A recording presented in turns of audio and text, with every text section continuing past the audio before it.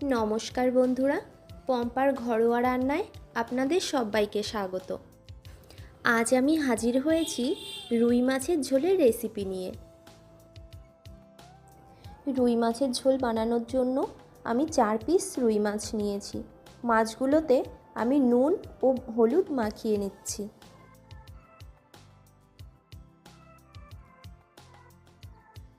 নুন হলুদ মাখানো হয়ে গেছে। এদিকে একটা কড়াই গরম করে দিয়ে দিচ্ছি সরষের তেল।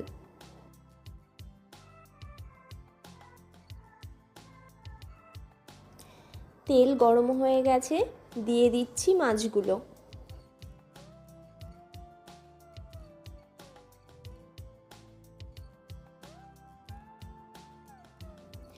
এক সাইড ভাজা হয়ে গেছে, অপর সাইডটাও উল্টে ভেজে নেব।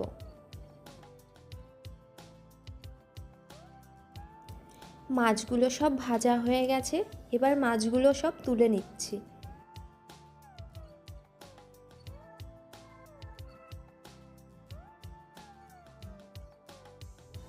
ওই তেলের মধ্যেই ফোড়নে দিয়ে দিচ্ছি একটা তেজপাতা ও গোটা জিরে। ফোড়নটা 30 সেকেন্ড মতন ভেজে নিয়ে দিয়ে দেব একটা ছোট সাইজের কুচানো পেঁয়াজ। পেঁয়াজের গায়ে হালকা ব্রাউন কালার না আসা পর্যন্ত পেঁয়াজটাকে ভেজে নেব।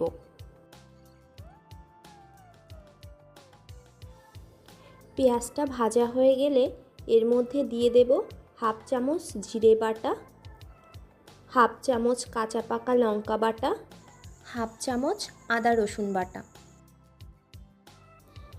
সব মশলাগুলো একসঙ্গে খুব ভালো করে মিশিয়ে নেব।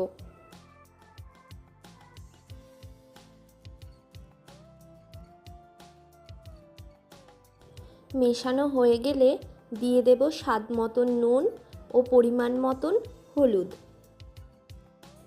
গ্যাসের ফ্লেমটা মিডিয়ামে রেখে মশলাগুলো প্রায় 2 মিনিট মতন কষিয়ে নেব। এবার এর মধ্যে দিয়ে দেব একটা মিডিয়াম সাইজের টমেটো কুচি।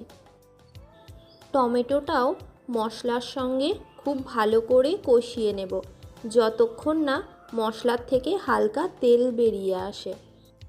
মশলা থেকে তেল ছেড়ে আসলে এর মধ্যে দিয়ে দেব পরিমাণ মতন জল।